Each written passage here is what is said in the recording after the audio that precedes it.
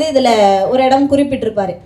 அதாவது தோழர் வந்து சர்க்கரை ஆலைக்கு அப்பா வந்து வேலையை சேர்த்து விட்டுட்டு போகும்போது அங்கே இருந்த திருச்சியில் இருந்த இடங்கள்லாம் கடைகளில் வந்து தோழர் பத்ரி பேசும்போது கூட சொல்லியிருந்தார், பிராமணர்களுக்கு துணி விற்க மாட்டோம், இப்படி ஏகப்பட்ட எதிர்ப்புகள் வந்து அந்த காலகட்டத்தில் இருந்தது. ஆனால் இவர் வந்து இதை எப்படி புரிஞ்சுக்கிறாரு, இந்த இடத்துக்கு போகும்போது என்னென்னா அந்த கடைகளில் போய் பார்க்கும்போது அங்கே ரங்கநாத ஐயர்னு சொல்லக்கூடிய ஒருத்தர் தான் அந்த கடைகளில் இருக்கவங்களெலாம் அந்த போர்டு மாட்டி வச்சுருக்கிறவரை கூப்பிட்றாரு, டே வெளியே வாடா காசு கொடுறா அப்படின்ற மாதிரி அதட்டெல்லாம் கேட்குறாரு.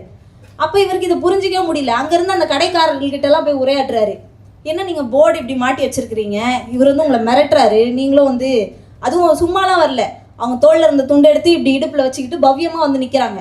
இதை இந்த முரண்பாட்டை பார்க்கும்போது இவருக்கு புரியலை. இவர் போய் அங்கே அவங்களோட பேசும்போது என்ன சொல்கிறாருன்னா, அது வேற இது வேற அப்படிங்கிறாங்க.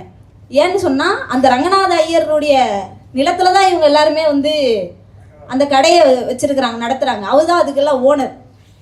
அப்போது அவருக்கு பயந்து தான் என்ன பண்ண வேண்டியிருக்காங்க, தொழில் நடத்த வேண்டியிருக்கு. அப்போது அந்த அரசியல் அப்படிங்கிறது வந்து ஒரு பேருக்கு தான் அவங்க அந்த எதிர்ப்போ அந்த விஷயங்களையோ காட்டிக்கிறாங்க.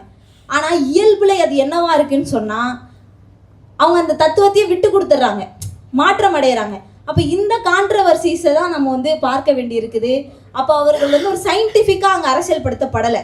அதனால தான் அவங்க தத்துவத்தையோ கொள்கையோ வந்து அந்த நேரத்தில் விட்டுடக்கூடிய ஒரு ஆட்களாக இருக்கிறாங்க.